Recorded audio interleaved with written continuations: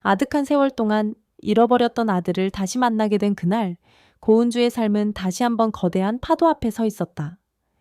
깊은 상실과 후회 속에서도 꿋꿋이 지켜온 일상은 과연 새로운 진실을 받아들일 준비가 되어 있을까? 고은주는 올해 60이 다 되어가는 베테랑 플로리스트다. 그녀가 꾸려가는 작은 꽃집은 경기도 외곽의 조용한 골목에 자리 잡고 있었다. 낮은 건물들이 옹기종기 모여있는 동네라 유동기 인구는 많지 않았지만 의외로 단골은 꽤 되었다. 싱그러운 아침 햇살이 들어올 때면 은주가 키워낸 꽃들이 유리창 너머로 빛을 받아 곱게 물들곤 했다. 그럴 때마다 그녀는 잠시나마 평온한 행복을 느끼곤 했다. 꽃집 앞에 놓인 철제 물뿌리개를 들고 은주는 오늘도 수국잎에 물을 뿌리고 있었다. 여름 문턱이지만 여전히 공기는 시원했다. 꽃잎에 맺힌 물방울이 반짝이는 모습을 보면 은주는 늘 마음이 차분해졌다. 오늘도 별일 없이 지나가면 좋겠지. 그녀는 가만히 생각했다. 하지만 평온해 보이는 하루에도 은주의 마음 한구석에는 결코 지워지지 않는 상처가 있었다. 30년 전 강원도 강릉 해변에서 7살짜리 아들 민재를 잃은 뒤 그녀는 평생 아들을 찾기 위해 애썼다. 경찰과 해경 자원봉사자들까지 온 동네가 나섰어도 아이를 찾지 못했다. 어느 누구도 행방을 알지 못한 채 아이는 모래사장 위에서 연기처럼 사라진 것이나 다름없었다. 그날 이후로 은주의 삶은 산산조각이 났다. 남편과도 심하게 다투었고 결국 그들은 잃어버린 아이를 서로 탓하며 이혼했다. 이혼 서류에 도장을 찍고 난 후 은주는 더 이상 누구도 기대지 않고 홀로 살아갈 길을 택했다. 그런 은주에게 새로운 가족이 되어준 존재가 바로 입양한 딸 서유진이다. 유진은 13살 때 이 집으로 와서 처음엔 낯설어 했지만 자상한 은주의 보살핌 속에서 점차 마음을 열었다. 유진이 20살이 될 무렵 은주는 꽃집 근처에 있는 작은 전원주택을 마련해 둘이 함께 지냈다. 특별한 사치 없이 살았지만 둘이 함께라면 괜찮았다. 유진이 자라는 모습을 지켜보면서 은주는 그래 이 아이만은 내가 지켜주어야 해 하고 다짐했다. 유진이 30이 된 해에 그녀는 미국에서의 유학을 마치고 귀국했다. 디자인을 전공했던 유진은 해외 경험이 풍부해졌다며 환하게 웃었고 은주는 그런 딸이 자랑스러웠다. 그리고 며칠 전 유진은 깜짝 소식을 전해 왔다. 엄마, 나 중요한 사람을 데려갈게. 유진의 목소리는 설렘으로 가득 차 있었다. 미국에서 만나 결혼까지 생각하는 남자라 했다. 은주는 반가우면서도 복잡한 마음이 일었다. 벌써 결혼을 생각할 나이가 됐구나. 그래 나도 축하해줘야지. 그러면서도 마음 한구석이 간질거리듯 떨렸다. 그날 오후 더욱 5시 은주는 꽃집을 조기에 닫고 집으로 향했다. 마당에 심어둔 라일락과 철쭉이 여전히 은은한 향을 풍기고 있었다. 부엌으로 들어가 재료를 손질하기 시작한 은주는 딸이 좋아하는 음식부터 떠올렸다. 된장찌개에 간장게장 신선한 채소로 만든 겉절이 같은 것들. 평소보다 정성을 더 쏟아 꼼꼼히 재료를 준비했다. 어떤 사람일까? 우리 유진이가 데려오는 사람이면 분명 괜찮은 사람일 거야. 은주는 긍정적으로 생각하려고 애썼다. 그러나 동시에 마음속 어딘가가 묘하게 불안했다. 저녁 7시 조금 넘어서 초인종이 울렸다. 은주는 가슴이 쿵쾅거리는 걸 느끼며 문을 열었다. 활짝 웃는 유진이 먼저 들어섰다. 이어서 길쭉한 키에 단정한 정장 차림의 남자가 뒤따랐다. 엄마 이쪽이 이민자의 씨야. 나와 함께 미국에서 유학했던 사람이에요. 유진이 기쁜 목소리로 말했다. 민재라는 남자는 선이 또렷한 이목구비에 온화한 웃음을 가진 사람이었다. 안녕하세요. 처음 뵙겠습니다. 민재가 고개 숙여 인사했다. 은주는 순간 그의 눈빛이 낯설지 않다는 기묘한 느낌을 받았다. 등골이 서늘해지며 온몸이 굳어지는 듯한 감각이 들었다. 그러나 굳이 티내지 않으려 애쓰며 은주는 그저 부드럽게 웃었다. 어서 와요. 들어와서 앉아요. 저녁 준비해 놨으니까 편하게 먹어요. 세 사람은 식탁에 둘러앉았다. 유진은 미국에서의 유학 생활과 민재와의 첫 만남을 신나게 이야기했다. 민재는 중간중간 맞장구를 치며 덧붙였다. 그는 건축 설계를 전공했고 해외 공모전에서 수상한 적도 있다고 했다. 정말 재능 있는 사람이에요, 엄마. 유진이 자랑스럽게 민재를 바라봤다. 은주는 설거지감을 옮기며 애써 웃었다. 그래, 참 좋은 사람이구나. 이렇게 멋진 사람이 우리 집에 오다니. 하지만 은주의 마음속에는 말로 할 수 없는 파도가 일었다. 민재의 미소, 사소한 몸짓, 그리고 식사를 하다 살짝 고개를 숙이며 이마를 만지는 습관까지. 그 전부가 옛 기억을 떠올리게 했다. 7살 때 사라진 아들 민재, 그때 이름은 민재가 아니었지만 를 생각나게 했다. 아니겠지? 우연히 비슷한 걸 수도 있잖아. 세상에 이런 일이 있을 리 없잖아. 은주는 스스로를 타이르며 겨우 정신을 붙잡았다. 그러나 마음 한켠이 무너져 내리는 느낌은 사라지지 않았다. 식사 말미에 유진이 어머니를 가만히 살폈다. 엄마 얼굴이 좀 창백해 보이네? 어디 안 좋아? 은주는 움찔했으나 곧 잔잔한 미소로 대답했다. 괜찮아. 그냥 오늘 좀 피곤했나 봐. 걱정하지 않아도 돼. 또 민재도 은주의 안색을 살피듯 걱정스러운 눈빛을 보냈다. 은주는 자꾸만 그 눈빛이 익숙하다고 느꼈다. 이게 정말 가능할까? 그 아이가 설마 살아있을 리가. 그녀의 머릿속이 혼란에 휩싸였다. 유진과 민재가 돌아가고 난 후 은주는 오래된 앨범을 꺼냈다. 거기에는 옛날 가족 사진이 남아 있었다. 해변에서 뛰놀던 7살 아들의 사진. 까만 눈동자와 환히 웃는 표정이 그때 그대로 남아 있었다. 우리 민재, 너는 어디로 간 거니? 몇십 년 동안 지워지지 않는 고통이었다. 어디선가 살아있고 다시 돌아올 거라고 밤마다 기도하던 때도 있었다. 결국 아무 소식도 없이 세월만 흘렀다. 그런데 왜 오늘 이 사람을 보며 네 생각이 나서 가슴이 이리 뛰는 걸까?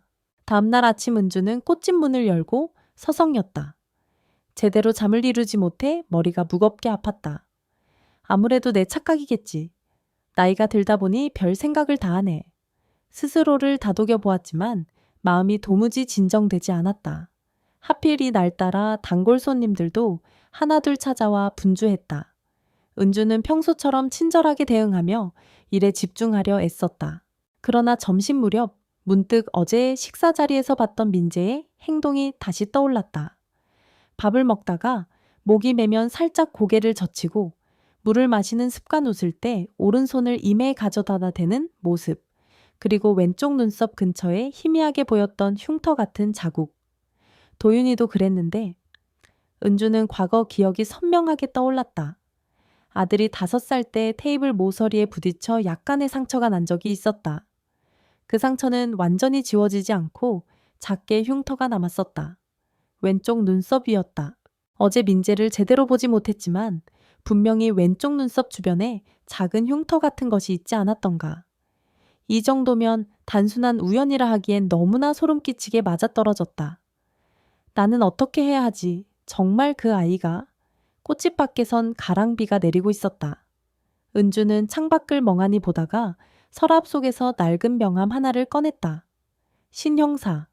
30년 전 아들 실종 사건을 담당했지만 끝내 어떤 단서도 찾지 못했던 경찰관이다.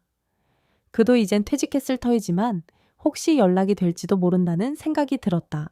떨리는 손으로 전화를 걸었고 몇 번의 신호음 끝에 낮고 굵은 목소리가 들렸다. 여보세요. 신 형사님, 저 고은주예요. 혹시 기억하시겠어요, 예전에? 제 아들이 강릉에서 사라졌을 때 함께 찾았던 전화 너머로 잠시 정적이 흘렀고 곧 신 형사의 놀란 목소리가 이어졌다. 아, 고은주 씨라면 당연히 기억하죠. 어떻게 지내세요? 제가 좀 뵙고 상해드릴 일이 있어요. 은주는 목소리를 최대한 차분히 낮췄다. 신 형사는 장소와 시간을 잡자고 했다. 은주는 조용히 꽃집 문을 닫고 나왔다. 차분히 일을 볼 수 있는 정신이 전혀 아니었다. 다음날 오후 2시 은주는 시내의 한 카페에서 신 형사를 만났다. 백발이 희끗희끗한 그에게서 예전의 날카로운 시선이 아직 느껴졌다. 정말 오랜만이네요. 잘 지내셨습니까? 신 형사가 먼저 손을 내밀었다. 은주는 머리를 숙이며 조용히 인사했다. 안녕하세요. 연락이 뜸해서 죄송해요. 사실 그 사건을 잊어버리려고 애쓰기도 했고, 잊히겠습니까? 저도 평생 마음에 걸려 있었습니다. 미제 사건으로 남아있으니까요. 신 형사는 씁쓸하게 웃으며 자리에 앉았다. 은주는 고민 끝에 어제까지 있었던 일들을 털어놓았다. 딸 유진이 남자친구를 데리고 왔는데 그 남자가 7살 때 강릉 해변에서 발견되어 입양되었다고 한다. 그리고 왼쪽 눈썹 위에 흉터, 웃는 모습, 사소한 버릇이 잃어버린 아들과 너무 닮았다는 생각이 든다. 그러자 신 형사는 잠시 생각에 잠겼다가 조심스럽게 물었다. 그분은 본인이 강릉 해변 출신이라고 스스로 기억하던가요? 기억 상실 상태로 발견되었다고 들었어요. 어제 함께 식사하는데 그런 말을 직접 하더라고요. 자기 과거 기억이 잘 없고 양부모님과 살았는데 지금은 돌아가셨다고 해요. 은주의 목소리가 떨렸다. 신 형사는 진지한 표정으로 고개를 끄덕였다. 단순한 우연이라고 보기에는 이상하네요. 아주 가능성이 없지는 않겠습니다. 확실히 알아보려면 DNA 검사를 하는 게 가장 빠르죠. 그런데 어떻게 그 사람 몰래 DNA 검사를 해요? 대체 무슨 말을 해야 할지 감이 안 잡혀요. 은주는 솔직하게 털어놓았다. 누군가에게 뜬금없이 혹시 우리 실종된 아들 아니냐 하고 물을 수도 없는 노릇이었다. 머리카락이나 컵 같은 데서 소량의 시료만 있어도 검사할 수 있습니다. 제가 아는 연구소가 있어요.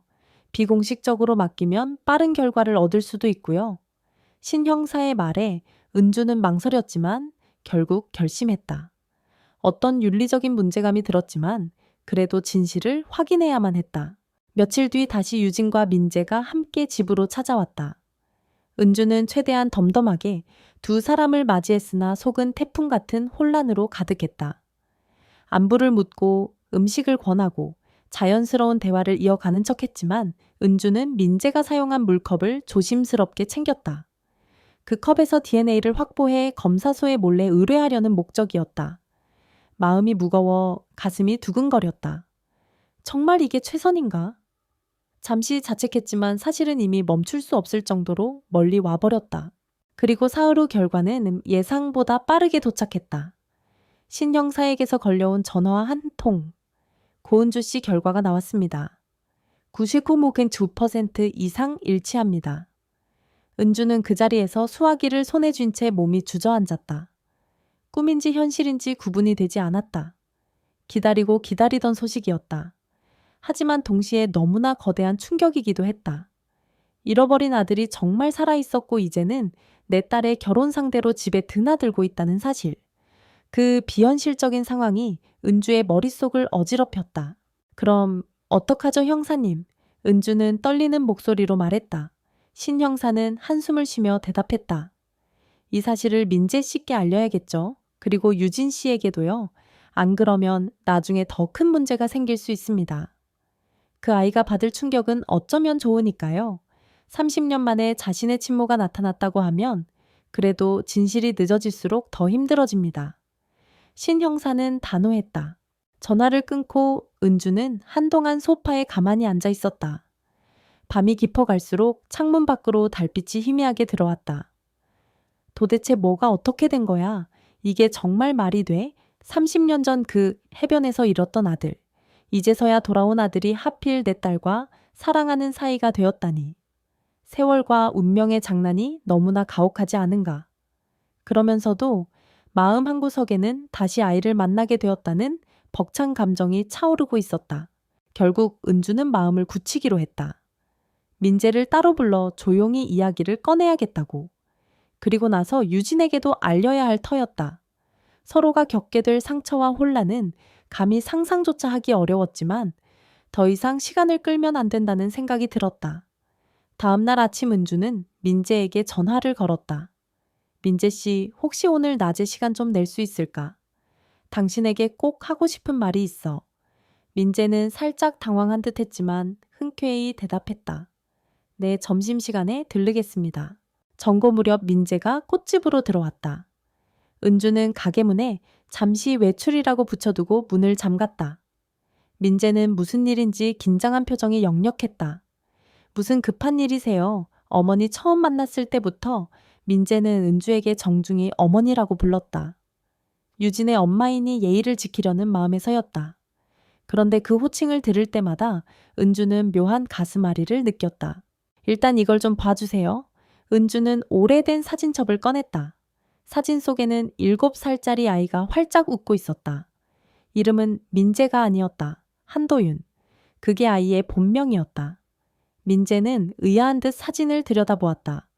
이 아이가 지금으로 치면 제 어릴 적 모습과 많이 닮았네요. 은주는 떨리는 목소리로 말했다. 민재 씨 사실 이 아이가 바로 내 아들이었어. 그리고 당신이 그 아이야. 나는 그걸 알게 됐어. 민재는 도저히 믿을 수 없다는 듯 숨을 멈춘 채 사진과 은주를 번갈아 쳐다보았다. 무슨 말씀이시죠? 제가 어머니의 아들이라니? 은주는 DNA 검사 결과를 내밀었다. 내가 미안해. 당신 몰래 검사했어. 결과는 북매암 위축 5% 이상이야. 정말 믿기지 않겠지만 당신은 30년 전 강릉 해변에서 실종된 내 아이였어. 민재는 멍한 표정으로 자리에 우두커니 앉았다. 그럼 제 기억이 사라졌던 것도, 그래서 양부모님께 입양된 것도 모두 그때 있었던 일이군요. 그래, 나는 너를 애타게 찾았어. 그런데 끝내 찾지 못했지. 은주는 감정이 복받쳐 말을 잇지 못했다. 민재는 한참 동안 침묵했다. 꽃집 안에서는 어느새 아까부터 틀어놓은 작은 라디오 소리만 희미하게 들렸다. 그럼 유진이는요? 유진이는 어머니가 입양한 딸이라는 걸 들었습니다. 그럼 우리는 혈연이 아닌 거네요. 그래, 맞아. 너희 둘은 피 한 방울 섞이지 않았어. 하지만 나는 너와 유진이를 똑같이 소중하게 여겨. 이제 어쩌면 좋을지 나도 모르겠어. 너희가 이미 사랑하는 사이였으니. 은주는 머리를 감싸 쥐었다. 민재는 마른 침을 삼키며 간신히 입술을 열었다. 저도 유진이를 너무 사랑합니다. 하지만 이 사실을 알게 된 이상 우리 관계가 예전처럼 될 수 있을지 모르겠어요. 유진이에게 뭐라고 해야 할지. 처음엔 힘들겠지만 말해야 해. 언젠가는 그녀도 알게 될 진실이니까. 은주는 눈물을 훔치며 말했다. 민재는 그 자리에서 떠나지 못하고 한참 동안 무언가를 곱씹었다. 제가 잠시만 혼자 생각할 시간을 가질게요. 은주는 민재의 등을 조심스레 두드렸다. 그래? 나도 정리가 필요해. 이 이야기는 우리 둘만의 일이 아니니 유진이에게도 말해야겠지. 결국 며칠 뒤 은주는 저녁 식사 자리를 핑계 삼아 유진과 민재를 집으로 초대했다. 두 사람 모두 은주가 왜 갑자기 불러 모았는지 알지 못한 채 왔다. 식탁에 앉아 어색하게 밥을 먹던 중 은주는 무거운 마음으로 앨범을 꺼내 놓았다. 유진아, 엄마가 말 못한 게 있어. 유진은 의아해하면서 앨범을 바라보았다. 사진 속에는 은주가 한 남자와 아이와 함께 찍은 옛 가족 사진이 있었다. 엄마, 이 아이는 설마 친아들이에요, 그래? 네가 태어나기 전에 내가 낳은 아들. 이름은 한도윤. 그런데 30년 전 강릉 해변에서 사라졌어. 유진은 놀라움에 동그랗게 눈을 떴다.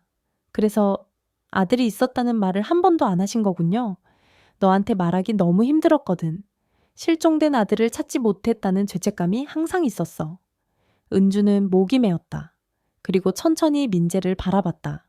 그리고 민재 씨는 바로 그 아들이란다. 마치 세상이 멈춘 듯 유진은 숨소리조차 들리지 않았다.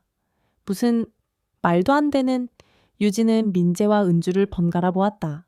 민재 씨, 아니 도윤 오빠. 그녀는 혀가 꼬이는 듯 겨우 말했다.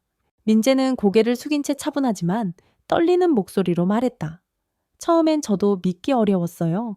그런데 조사해 보니 저도 어릴 때 강릉 해변에서 발견되어 병원과 보육원을 전전했다고 하더군요. 그 후로 양부모님께 입양되었고요. 제가 잃어버린 기억이 모두 그 시절 일이었어요. 유진은 그 말을 듣자마자 자리에서 벌떡 일어섰다.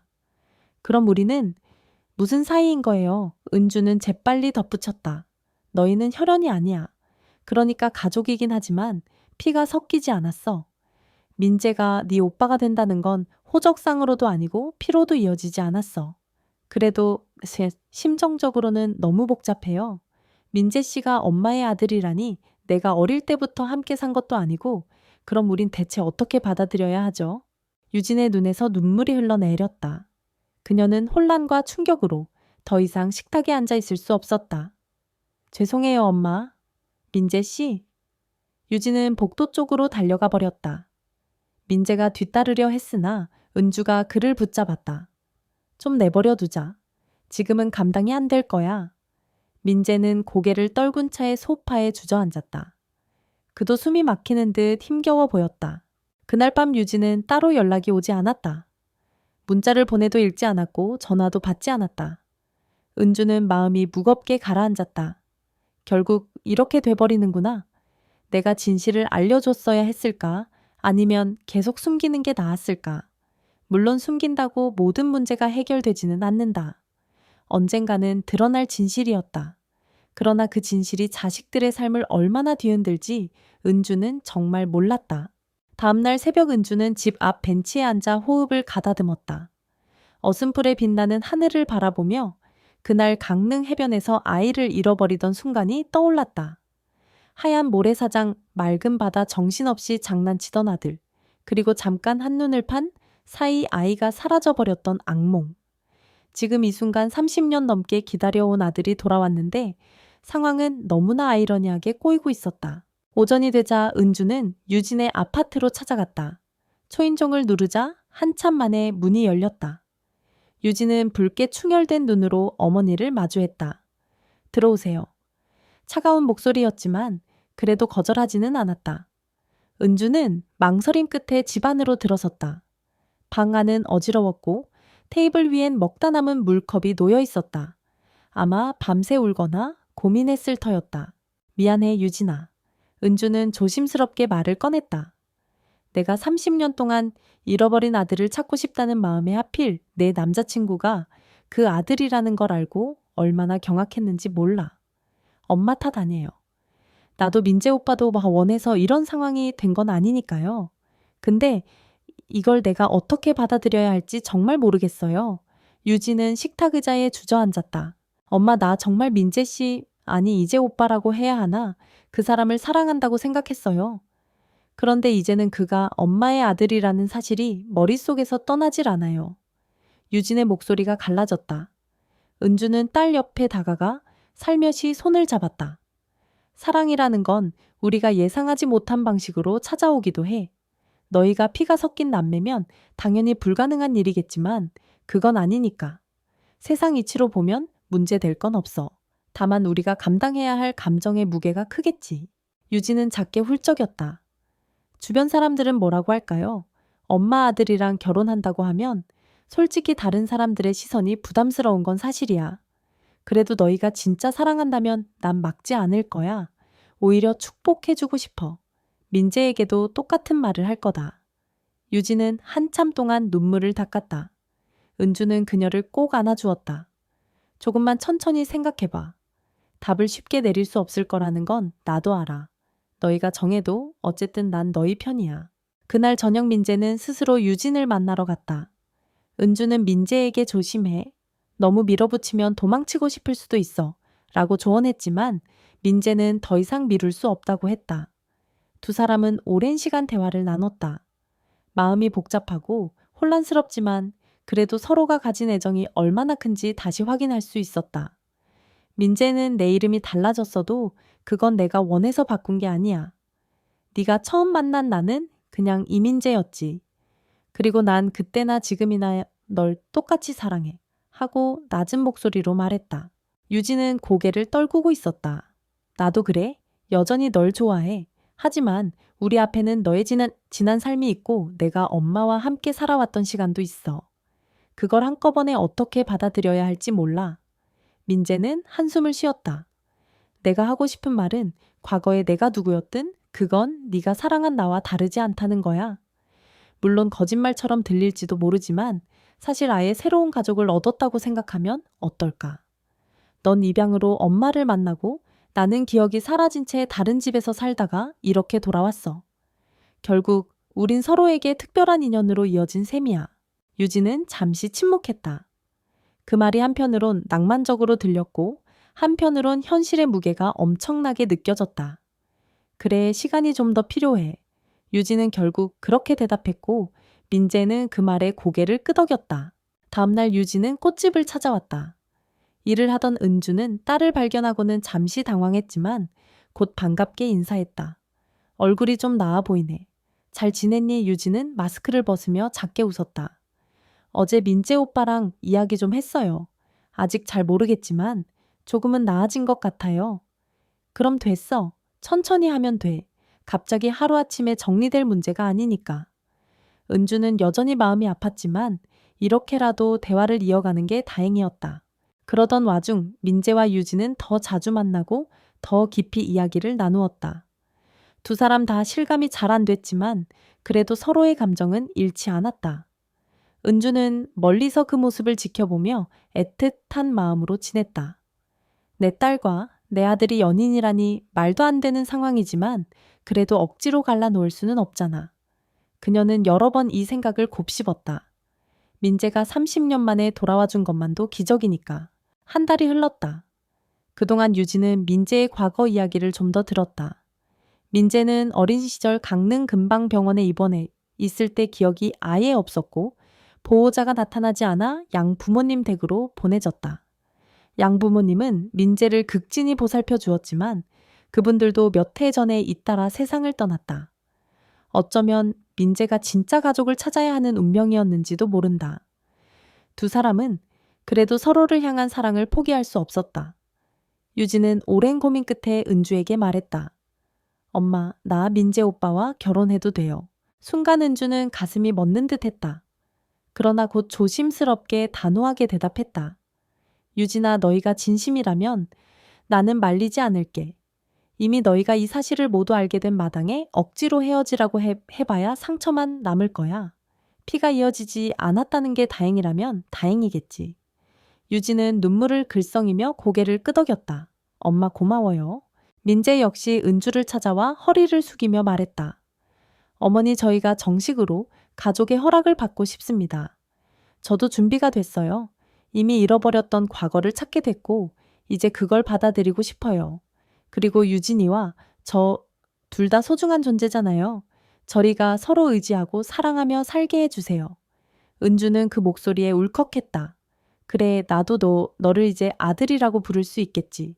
진작부터 그런 마음이었지만 너무 오래 헤매지 말고 네가 진짜 원하는 길을 가렴.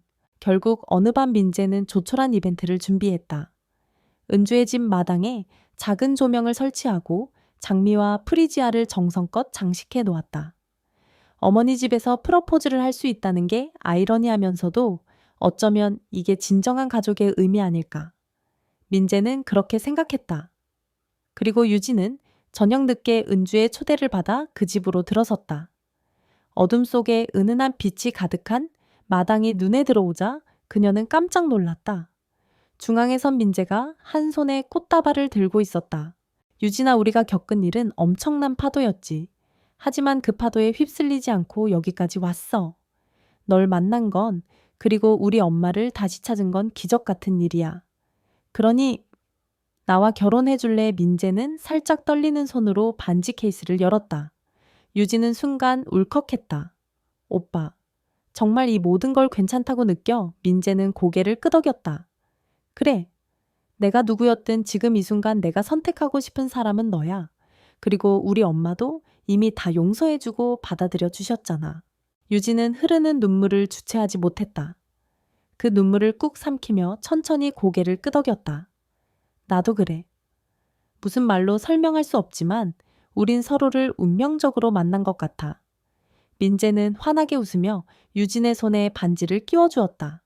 그들이 조용히 포옹하는 모습에 뒤에서 지켜보던 은주는 숨죽여 울었다. 30년 전 해변에서 헤어진 아들과 13살에 입양해 온 딸이 이렇게나 복잡하게 얽혔지만 결국 서로를 지키며 살아갈 미래를 택한 것이다. 바람결에 꽃이 피 흩날렸고 별빛이 은은하게 마당을 비췄다. 행복과 눈물이 뒤섞인 그 밤 은주는 하늘을 올려다보았다. 강릉의 해변에서 아이를 잃고 통곡하던 그날에도 저 별은 떠 있었을 테지. 그리고 이제는 같은 별빛 아래에서 다시 가족을 이루게 되었다. 세상에 이런 기적이 있을까? 아들을 되찾고 딸과 함께 새로운 삶을 꿈꾸는 순간.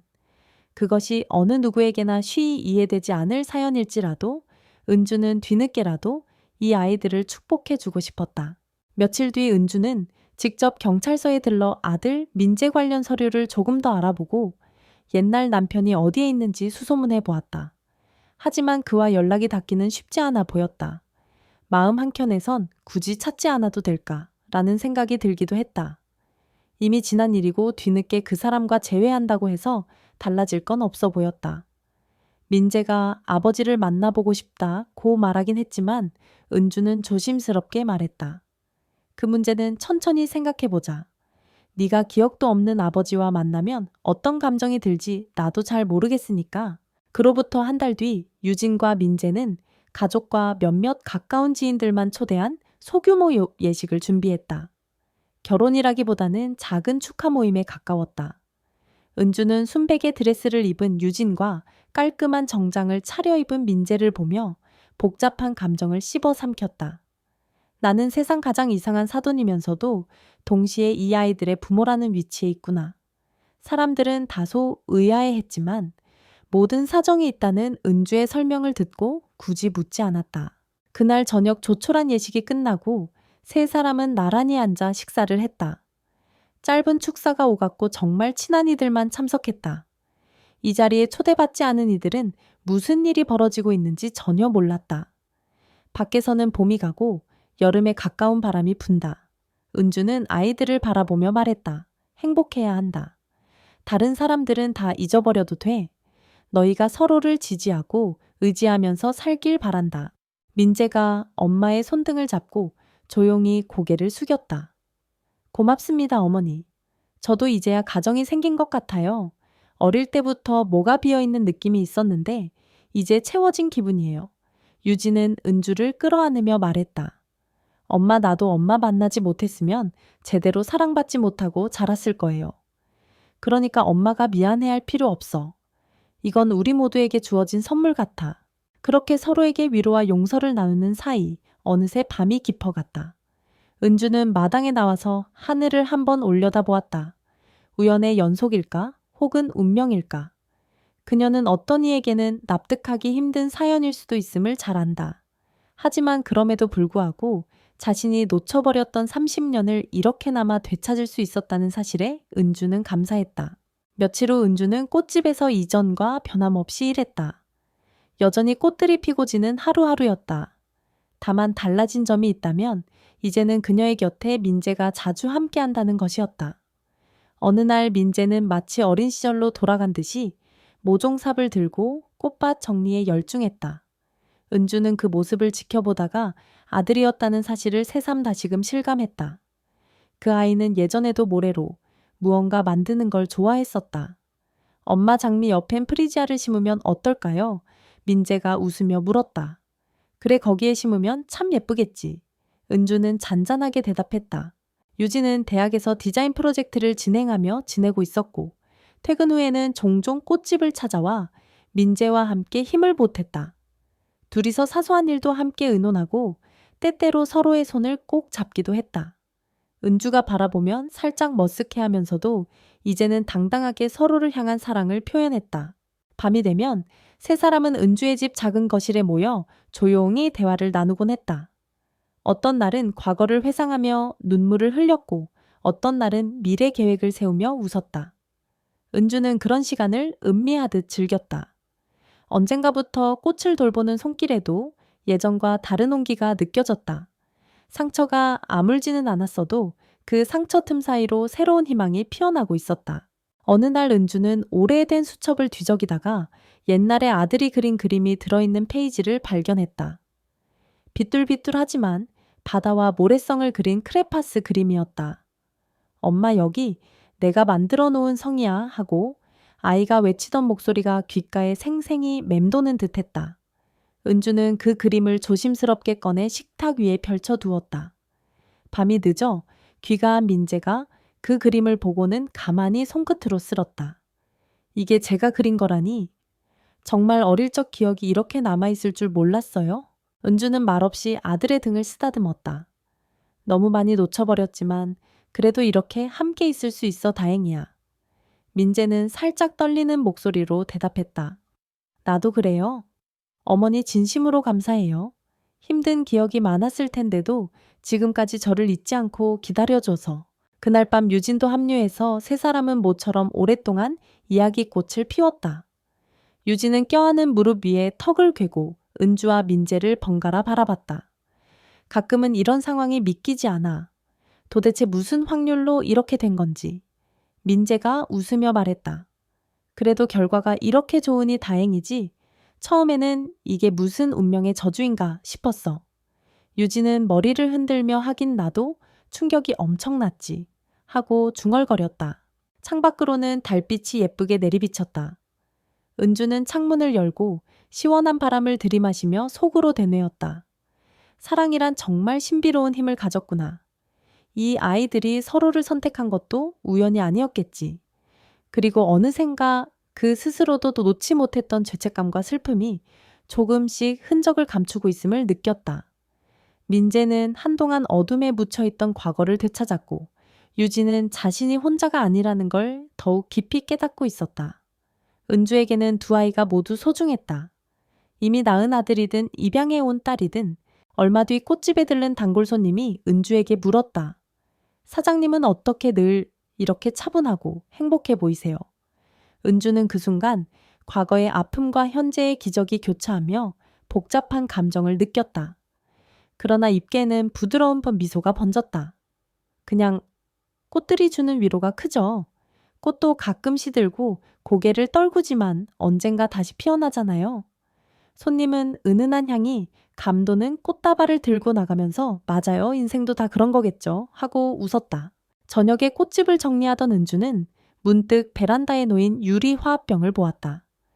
예전에 민재가 직접 디자인한 것이라며 유진에게 선물했던 물건이었다. 바닥 쪽에는 작은 모래성 모양의 문양이 새겨 있었다. 정말 그 아이는 모래성을 짓고 싶었던 걸까? 아니면 이미 본능적으로 자기 과거를 기억하고 있었던 걸까? 이젠 답을 찾아도 좋을 것 같았다. 그날 밤 은주는 조용히 침실에 들어가 오래된 사진 앨범을 다시 꺼냈다.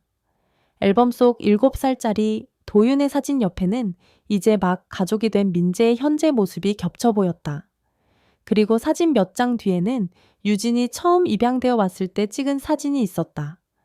그 아이는 깡마른 몸에 겁먹은 표정을 하고 있었지만 지금은 한 가정의 행복을 이루는 중요한 존재가 되었다. 내가 놓쳤던 것, 내가 붙잡았던 것, 그리고 새롭게 찾아온 인연들. 모든 것이 어우러져서 여기까지 왔구나. 창밖을 바라보니 옅은 바람에 나무들이 흔들렸다.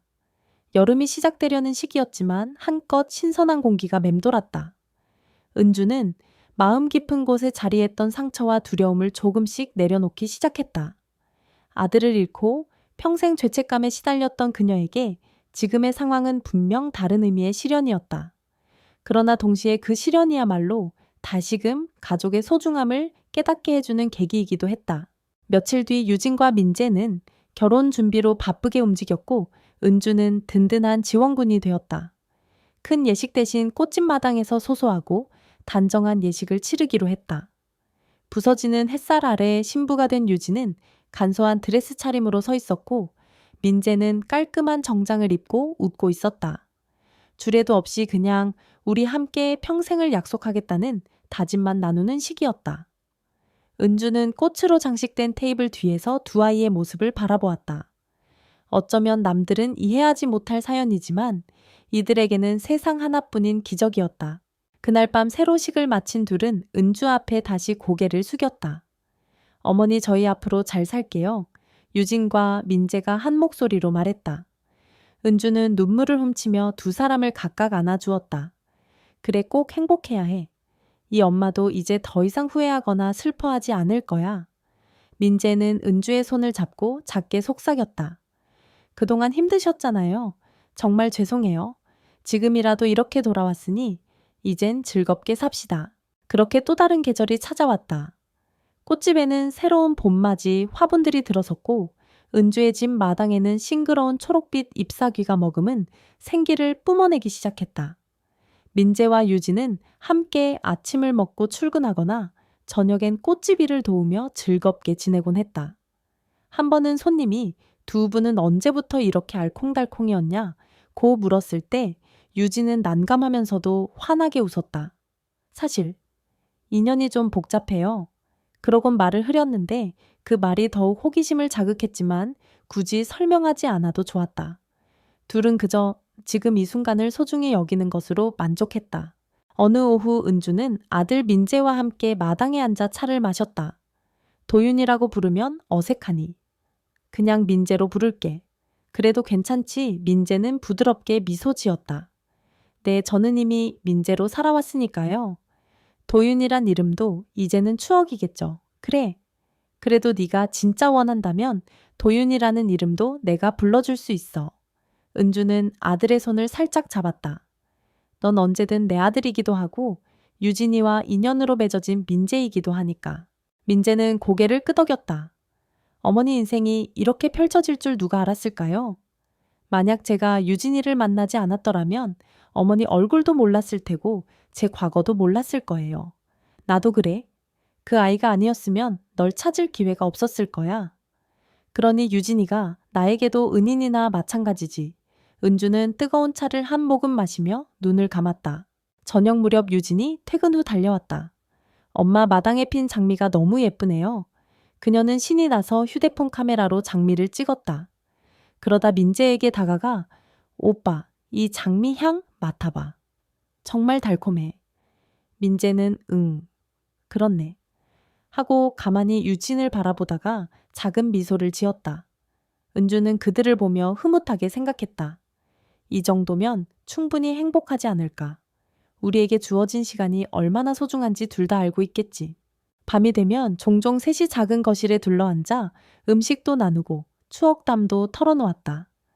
민재는 기억나지 않는 어린 시절 대신 양 부모님과 지냈던 몇몇 따뜻한 순간들을 떠올렸다. 그분들도 절 정말 사랑해 주셨죠. 하필이면 이렇게 진짜 어머니를 뒤늦게 찾게 될 줄 몰랐지만 은주는 눈을 감았다가 조용히 말했다. 그 양부모님께도 감사해야지. 널 잘 키워주셨으니까. 내가 못해준 걸 그분들이 해주신 거야. 유진은 그 말에 작게 고개를 끄덕였다. 그래, 엄마 말이 맞아. 나도 그분들께 감사해요. 이렇게 멋진 사람으로 성장시켜 주셨으니까. 며칠 뒤 민재는 은주에게 물었다. 어머니 혹시 아버지는 어디에 계실까요? 은주는 한숨을 내쉬었다. 내가 혼자 수소문해 봤는데 해외로 이주했다는 이야기가 있더라. 제대로 행방을 아는 사람은 없는 것 같아. 민재는 약간 실망한 표정을 지었지만 곧 웃으며 말했다. 그럼 뭐 지금은 굳이 만나지 않아도 괜찮을 것 같아요. 그냥 궁금했을 뿐이에요. 나중에 기회가 생기면 만나볼게요. 은주는 그가 담담히 말하는 모습을 보고 한층 성숙해졌다고 느꼈다. 그래, 네가 원하면 내가 도울게. 시간은 흐르고 꽃이 푼 시들어도 다시 피어나듯 이 세 사람의 삶도 변화 속에서 조금씩 안정되어 갔다. 유진은 디자인 회사에서 경력을 쌓으며 민재는 국내 건축사무소에 정규직으로 들어가 프로젝트를 맡았다. 종종 밤늦게 퇴근해도 둘은 은주가 마련해준 집에서 함께 밥을 먹으며 하루를 정리했다. 작은 다툼도 있고 서로 지나온 과거를 돌아보며 마음 아파하는 순간도 있었지만 결국은 손을 맞잡고 다시 일어섰다. 어느 화창한 날 은주는 꽃집을 잠시 닫고 세 식구가 함께 강릉으로 여행을 떠났다. 30년 전 그날의 상처를 이제는 스스로 덮어주고 싶었다. 바닷가에 내려서 모래사장을 걸으며 은주는 살짝 떨렸다. 여전히 모래 냄새를 맡으면 그날 아이를 잃었던 공포가 엄습했다.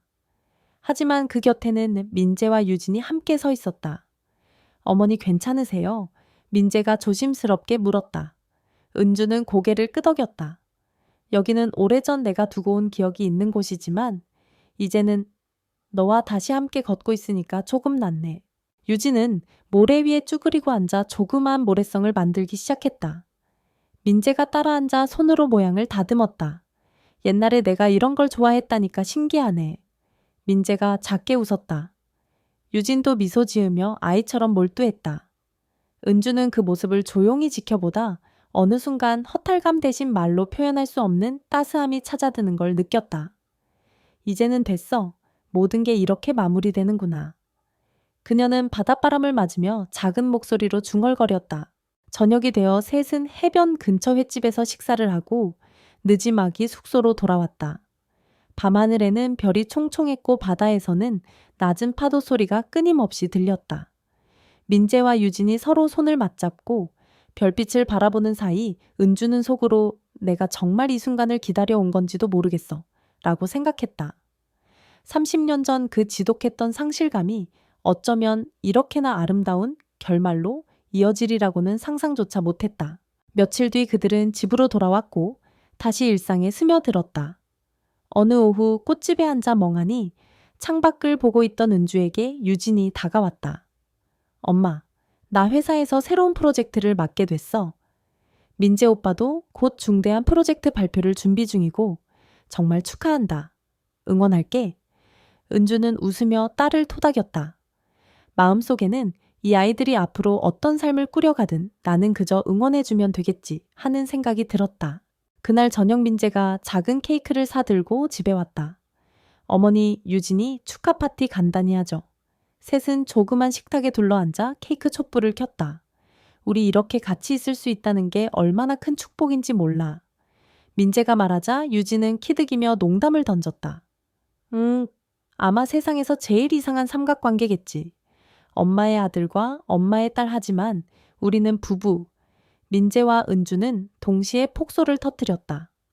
분명 일반적이지 않은 가족이지만 적어도 이들에겐 가장 편안하고 진솔한 자리였다. 은주는 촛불을 끄고 그 연기가 사라지는 모습을 물끄러미 지켜보았다. 가슴속에서 무거웠던 그림자도 서서히 연기처럼 흩어지는 기분이었다. 그래, 이렇게 웃을 수 있다면 됐어. 그녀는 조용히 중얼거렸다. 마음구석에서 도윤아라고 부르던 아들 이름이 떠올랐지만 동시에 민재라는 새 이름도 떠올랐다. 과거와 현재가 공존하면서 더 이상 이질감이 느껴지지 않았다. 다음날 아침 은주는 꽃집 문을 열며 하루를 맞았다. 유진은 출근 준비를 하느라 바빴고 민재도 이른 시간부터 건축사무소로 떠났다. 은주는 환한 햇살이 쏟아지는 창문 옆에 가만히 서서 싱그러운 꽃들을 찬찬히 살폈다. 마치 아이들을 돌보듯 섬세한 손길로 잎사귀와 꽃잎을 만져주었다. 그래, 오늘도 꽃에게 물을 주며 살아가야지. 그리고 어제 웃던 얼굴들을 떠올렸다. 사랑하는 아들, 사랑하는 딸. 그들의 결혼이 주는 의미는 말로 다 할 수 없었다. 때로는 상처가 사랑으로 이어지고 한없는 슬픔이 기적으로 피어나기도 한다는 걸 그녀는 직접 경험해 버렸다. 점심 무렵 가게 문이 열리고 단골 손님이 들어왔다.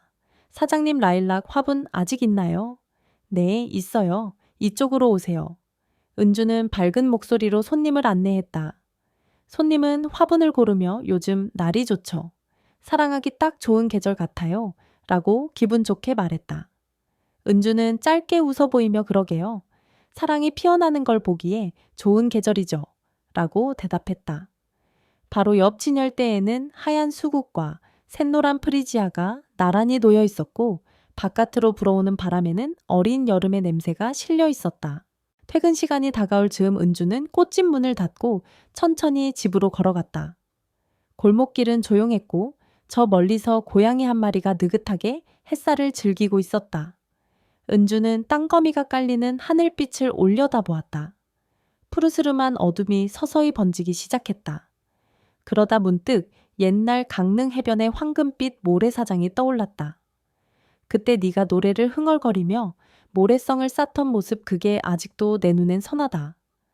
네가 떠나면서 내 인생은 멈춘 줄 알았지만 끝나지 않았구나. 그녀는 마음속으로 그렇게 아들에게, 아니 지금은 민재에게 말을 걸었다. 집에 도착하자 마당에서 민재의 차가 보였다. 유진과 함께 벌써 돌아와 있었다.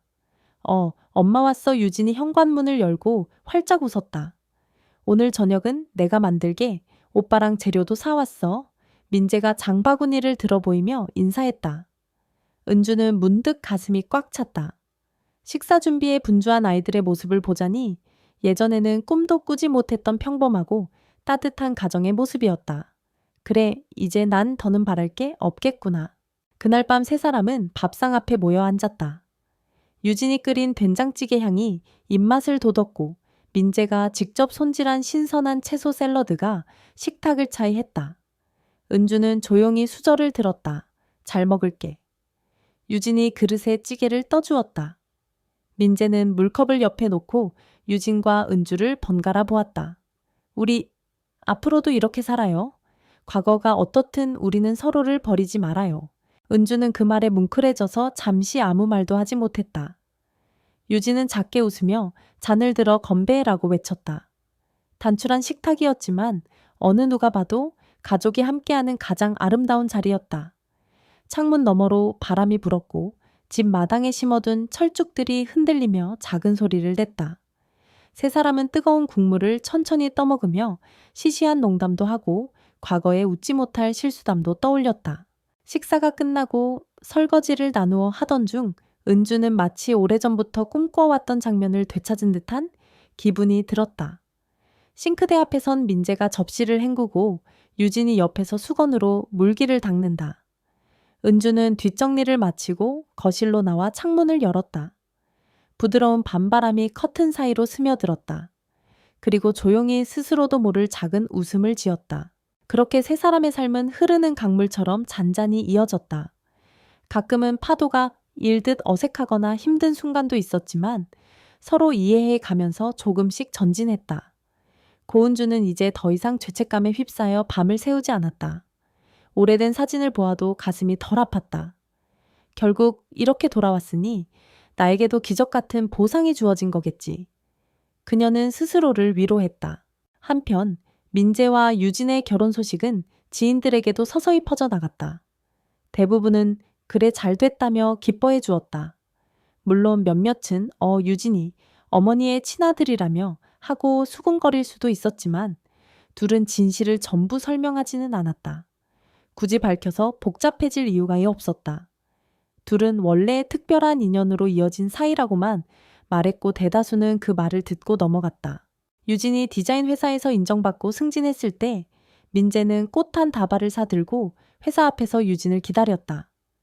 회사 동료들은 와 멋진 남편이네 하고 감탄했다. 유진은 살짝 쑥스러워하며 민재의 손을 끌어당겼다. 이러면 같이 일하는 분들이 다 부러워하잖아. 민재는 미소 지었다. 사람들 눈이 뭐가 중요해? 난 그저 네가 자랑스러울 뿐이야. 두 사람은 꽃집으로 돌아와 은주와 함께 저녁을 먹었다. 꽃집 문을 닫는 시간엔 이미 어둠이 내려앉아 있었다. 은주는 살짝 피곤해 보였지만 입계에는 미소가 번져 있었다. 그녀는 둘을 번갈아 보며 말했다. 너희가 행복해 하니 나도 괜히 힘이 나네. 민재는 어머니 너무 무리하지 말고 일 좀 줄이세요 하고 권했다. 은주는 아직까지는 거뜬해. 그래도 고마워 이렇게 걱정해줘서 하고 웃었다. 몇 달 뒤 계절이 바뀌어 어느덧 가을 바람이 불었다. 마당에 떨어지는 낙엽을 쓸어 모으며 은주는 쓸쓸함보다 편안함을 느꼈다. 이제는 지나간 일들을 묻어둘 수 있겠다. 그녀는 마당 한편에 새로 피어난 국화를 바라보았다. 반짝이는 가을 햇살 아래 국화들이 머리를 들어 환한 얼굴을 보여주었다. 그 모습이 기특하기만 했다. 민재와 유진 그리고 은주의 특별한 가족 이야기는 이렇게 흘러갔다. 겉으로 보면 평범한 세 사람의 일상이지만 그 안에는 누구도 짐작하기 어려운 사연이 있었다. 사랑이라는 이름으로 이어졌고 결코 끊어낼 수 없는 정으로 묶인 사람들이었다. 아들을 잃었다가 되찾고 또 한 딸을 통해 인연이 이어지는 과정은 한 편의 소설보다 더 극적이었다. 그러나 그들에게 그것은 분명 현실이었고 앞으로도 함께 감싸 안고 살아가야 할 삶이었다. 어느 늦가을 오후 은주는 꽃집에서 국화를 정성껏 포장해 놓고 그 위에 작은 메모를 썼다. 사랑하는 사람에게 전합니다. 시든 꽃도 다시 필 수 있듯 사람의 마음도 다시 살아날 수 있다고 믿습니다. 그녀는 그 메모를 읽으며 스스로도 작은 위안을 얻었다. 30년 전 강릉 해변에서 사라졌던 아이가 다시 돌아와 이제는 내 곁에서 함께 살고 있다는 것 자체가 기적이었다. 만약 이 기적이 끝까지 이어진다면 더는 바랄 게 없었다. 그날 밤 세 사람은 단풍이 들어 붉어지는 마당을 감상하며 따뜻한 차를 나눴다. 유진은 내년에는 여행을 또 가볼까요? 이번에는 좀 더 먼 곳으로 하고 들뜬 목소리로 말했지만 민재는 어디든 좋아. 엄마도 같이 가면 좋겠지 하고 물었다. 은주는 작게 웃으며 머리를 끄덕였다. 그래 가보자. 같이 걸어보자. 어디든. 밤하늘에 별이 떠오르자 은주는 문득 오래전 해변에서 들었던 파도 소리가 귓귀에 맴도는 듯했다. 이제 그 파도 소리도 더 이상 아프지 않구나. 그녀는 정말로 그 파도 소리를 받아들일 수 있게 되었다. 아이를 잃은 상실은 영원히 사라지지 않겠지만 그 아이가 다시 돌아왔고 또 다른 이름으로 새로운 가족을 만들었다는 사실이 상실감을 덮어주었다. 그리고 입양한 딸과 잃어버린 아들의 애틋한 사랑이 결실을 맺은 것도 어쩌면 신이 주는 커다란 선물이었을지 모른다. 결국 세 사람은 서로에게 기대며 살아가기로 했다. 세월이 흐르면 언젠가 새로운 문제가 생길 수도 있고 다시 길을 잃을 수도 있다. 하지만 그때도 그들은 손을 잡고 걸어 나가리라. 한 번의 기적으로만 이루어진 인연이 아니라 매일매일의 작은 기적들로 이어진 삶이기 때문이다. 꽃이 지고 다시 피어나듯 이들 역시 지나간 시간의 상처를 품은 채 또 다른 미래를 준비한다. 잃어버린 것과 얻은 것의 균형을 맞추며 서로를 보듬고 기다려주며 꽃집에서 풍기는 은은한 꽃향기처럼 마음 한편에 포근한 온기를 남긴다. 그리고 그 온기는 저녁 식탁 위에도 창가의 화병 속에도 잠들기 전부는 바람 속에도 살아 숨쉰다. 아직 해보지 않은 일이 많고 앞으로 겪어야 할 일들도 많겠지만 지금 이 순간만큼은 세 사람 모두 함께 웃고 있었다. 은주는 살며시 창문을 닫았다. 그 순간 가슴 속에서 깊은 평온이 번졌다. 그래, 이것으로 충분하다. 그렇게 세 사람의 밤이 가족이라는 이름 아래 조용히 흘러가고 있었다.